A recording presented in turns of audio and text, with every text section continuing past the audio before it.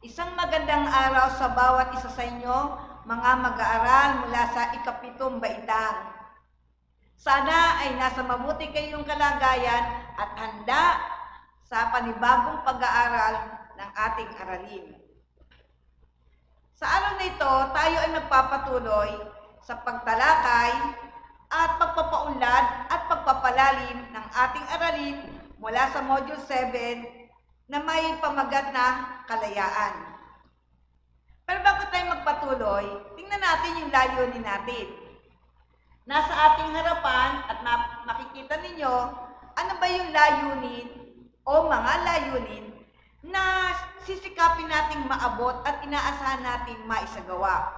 Una, nahihinuha na likas sa tao ang malayang pagpili sa mabuti o masama, ngunit ang kalayaan ay may kakambal na pananagutan para sa kabutihan. Ikalawang layunin, na isasagawa ang pagbuo ng mga hakbang upang baguhin o paunlarin ang kanyang paggamit ng kalayaan.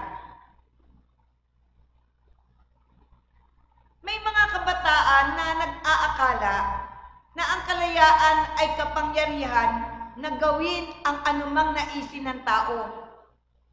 Kung susuriin, ayon kay De Torre, ang tao ay walang kakayahan na gawin palagi ang anumang kanyang naisin o gustuhin.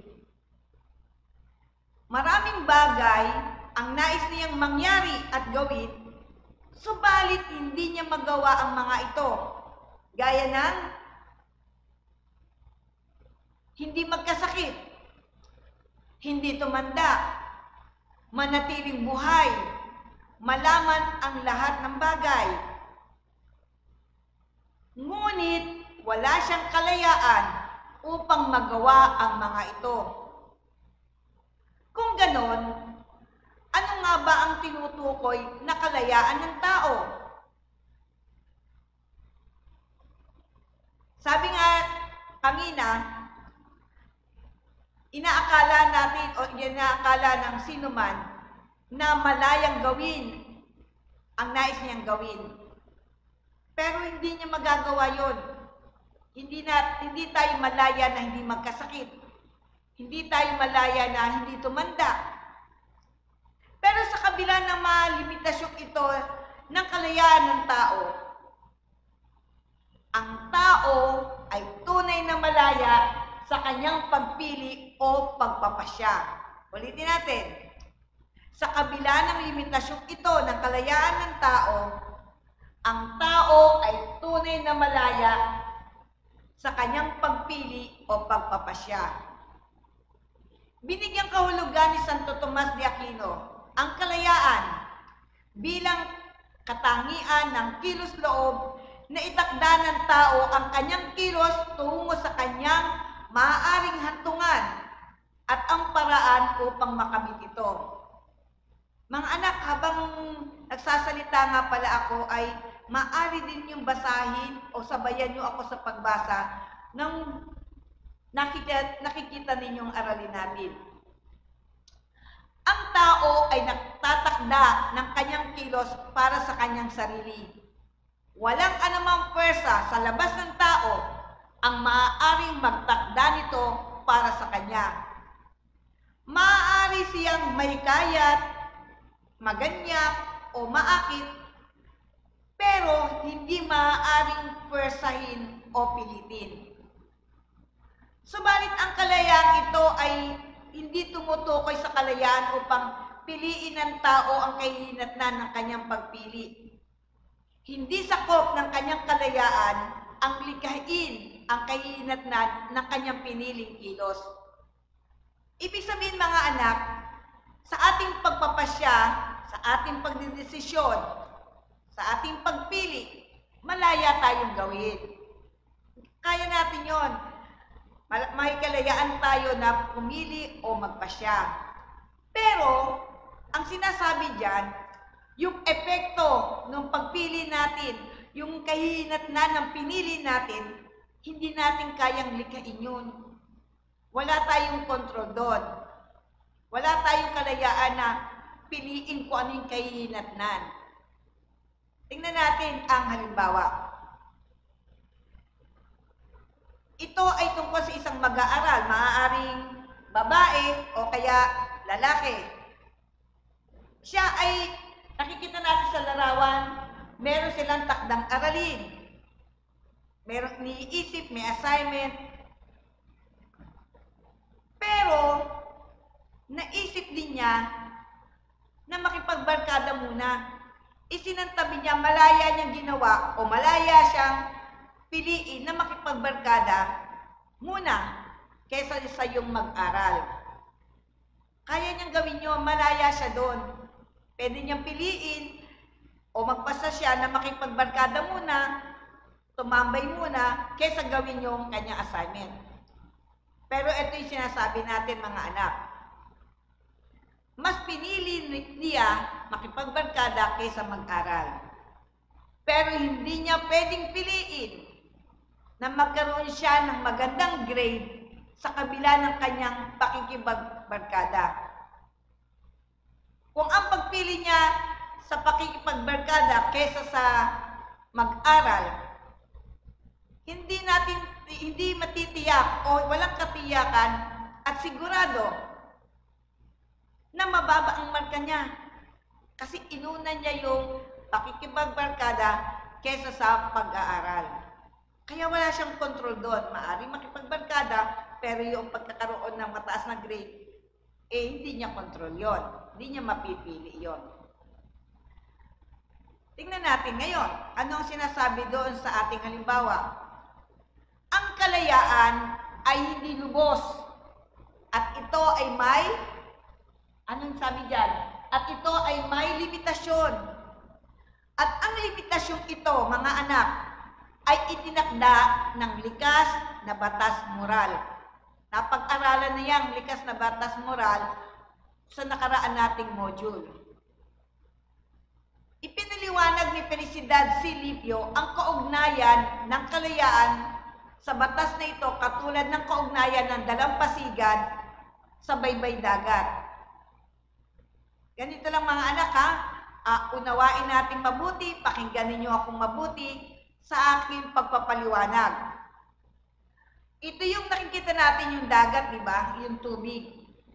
At ito yung dalampasigan o yung seaside o seashore. Kung ang tubig na to mga anak ay walang hangganan, walang dalampasigan, yung tubig na yun, yung malaking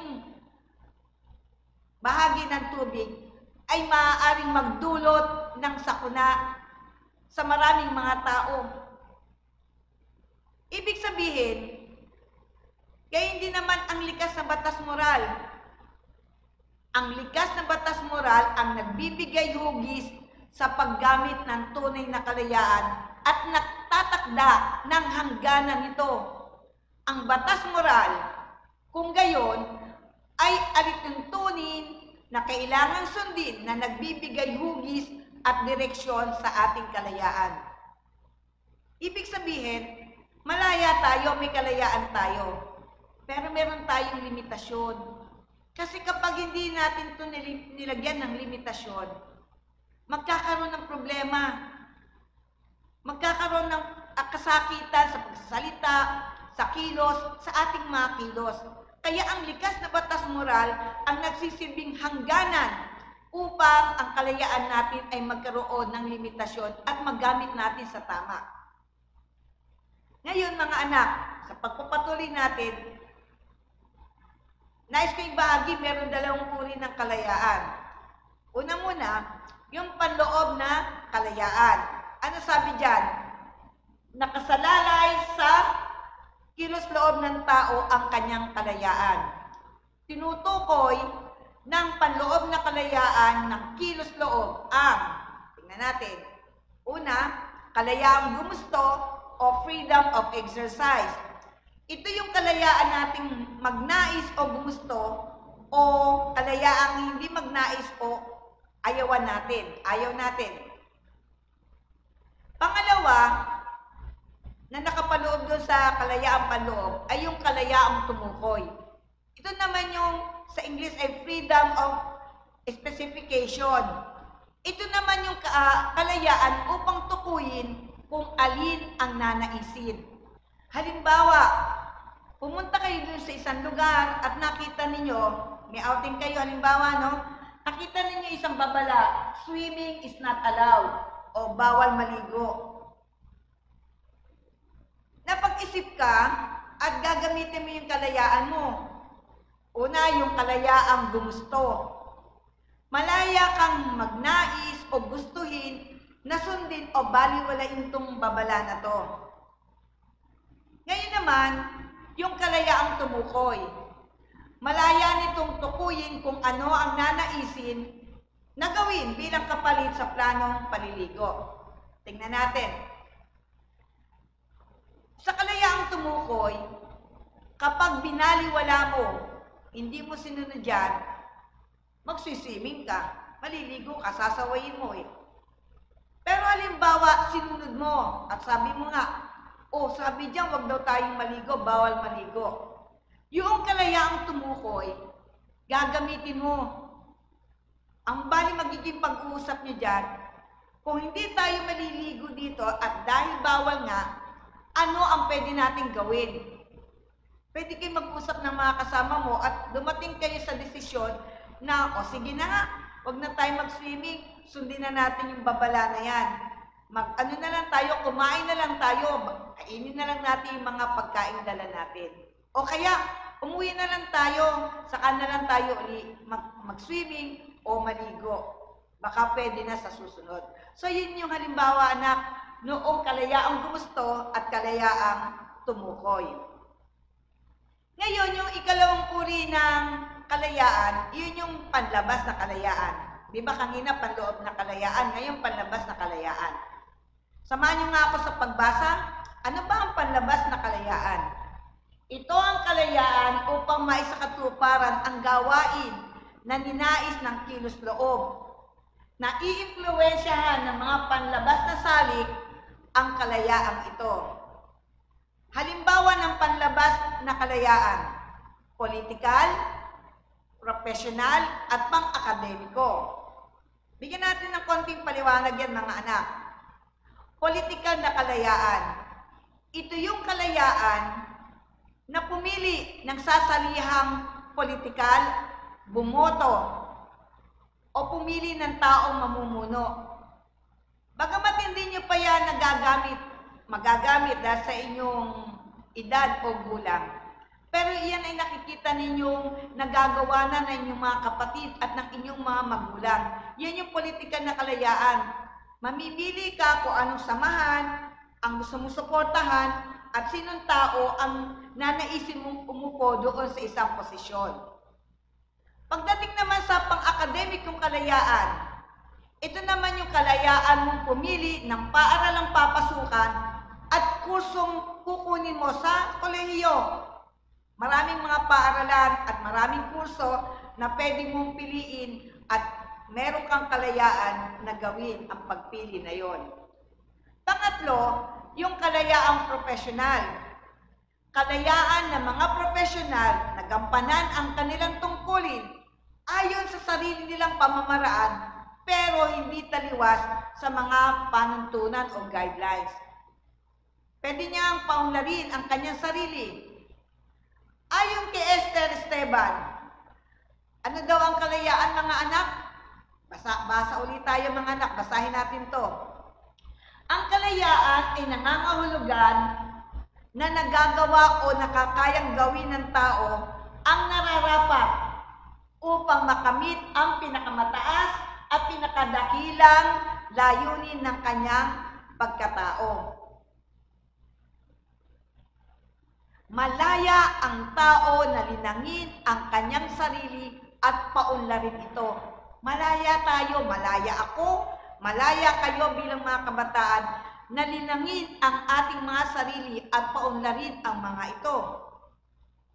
Gayon din, ang kalayaan ng tao, mga anak, ay nakabatay sa pagsunod sa likas na batas moral. Ang tunay na kalayaan daw ay masusumpungan sa pagsunod sa batas na ito, yung batas, likas na batas moral. Sa bawat batas na nakuunawaan at sinusunod ng tao, mas nadaragdagan ang kanyang kalayaan. Bigyan ko din kayo ng halimbawa. Sabi kasi, pag sinusunod mo yung likas na batas moral, mas nadadagdagan ang iyong kalayaan. Sa ating larawan, nakita natin, nag-aaway na dalawang kabataang lalaki. Bahagi ng likas na batas moral ay yung mahalin mo ang iyong kapwa. Dahil hindi mo sinusunod yung likas na batas moral, naroon na ikaw ay nakikipag-away.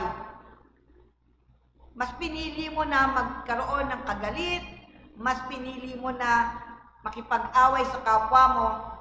Kaya ang naging kahinatnan nito o epekto nito sa iyo ay nagkaroon ka, nalulungkot ka, hindi ka makapunta dun sa lugar na gusto mo kasi iniisip mo baka nandun yung nakaaway mo Baka gantihan ka o kaya abangan ka.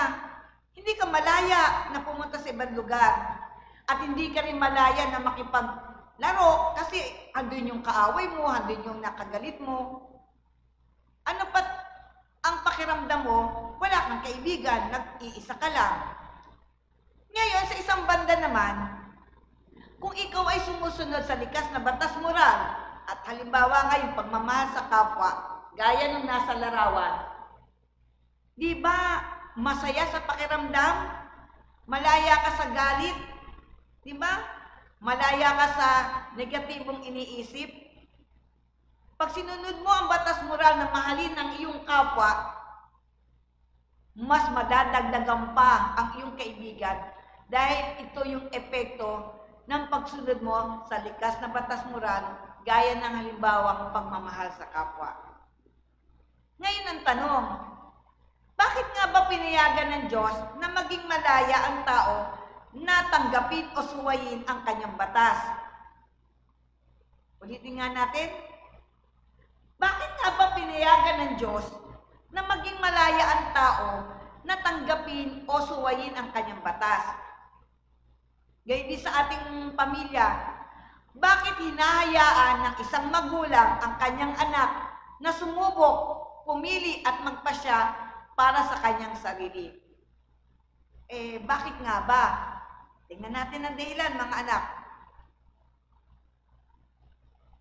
Ito ay sa dahilang umaasa ang Diyos o maging ang magulang ng pagsunod mula sa pag-unawa at pagmamahal, hindi dahil sa pinilit o pagsunod na may takot.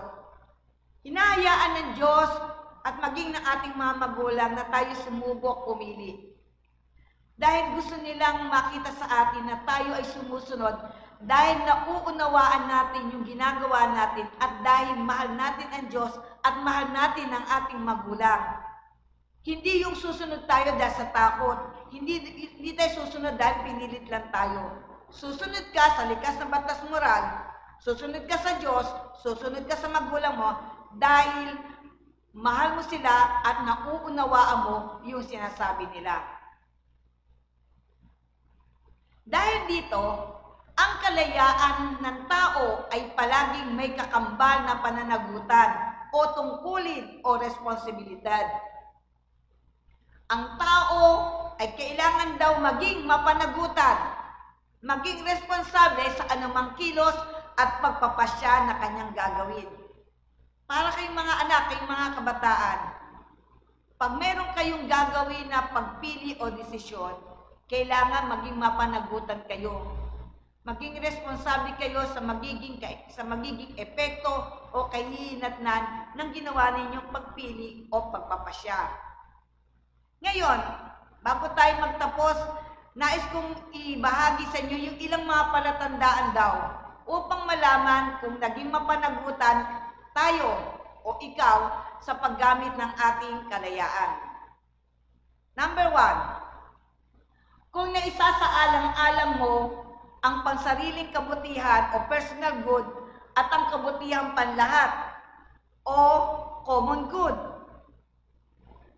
Ito yung sisikapin mo na naging mapanagutan ka kung sinisikap mo na malagpasan yung mga hadlang sa pag-unlad mo bilang tao, gaya ng kamangmangan, ng kahirapan, ng katamaran, ng kasamaan.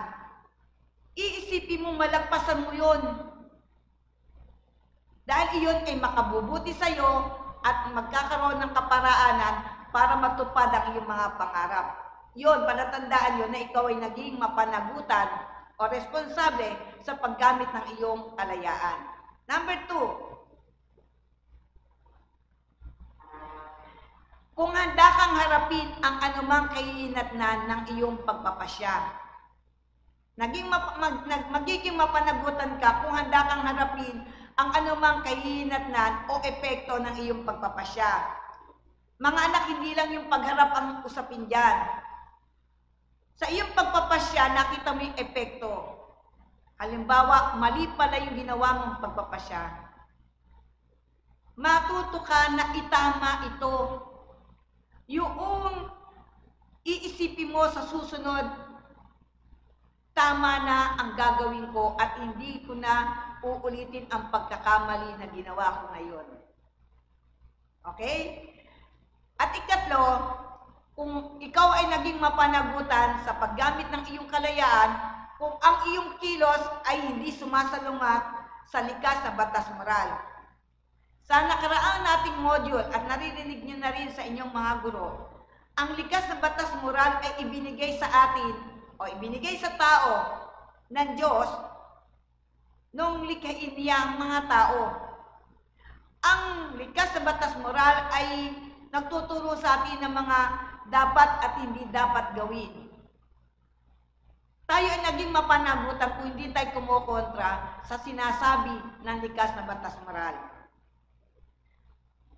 Bagamat may kalayaang pumili ang tao dahil sa kanyang kilos-loob, ang tao ay may kamalayan, may awareness, kaya siya ay may kakayahan na magsuri at pumili ng nararapat.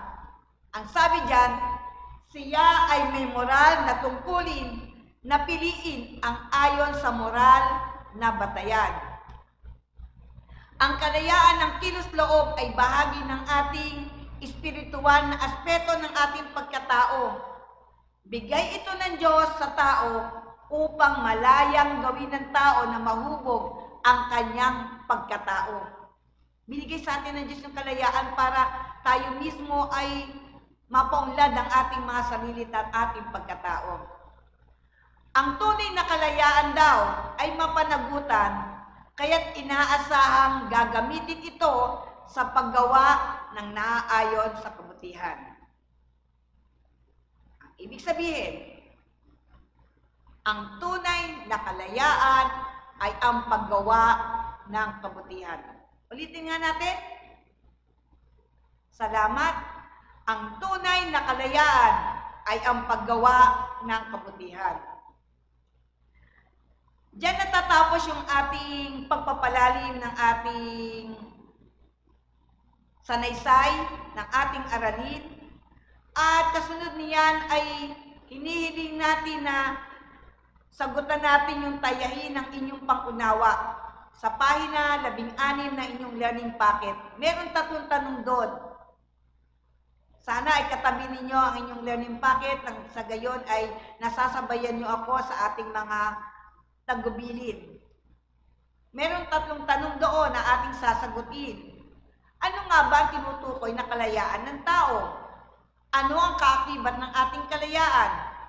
Bakit may limitasyon ng ating kalayaan? Ipaliwanag natin. Ipaliwanag ninyo at pagkatapos yung sagutan, magkaroon ng paghahambing. Sa pahina 16 pa rin ang inyong learning packet.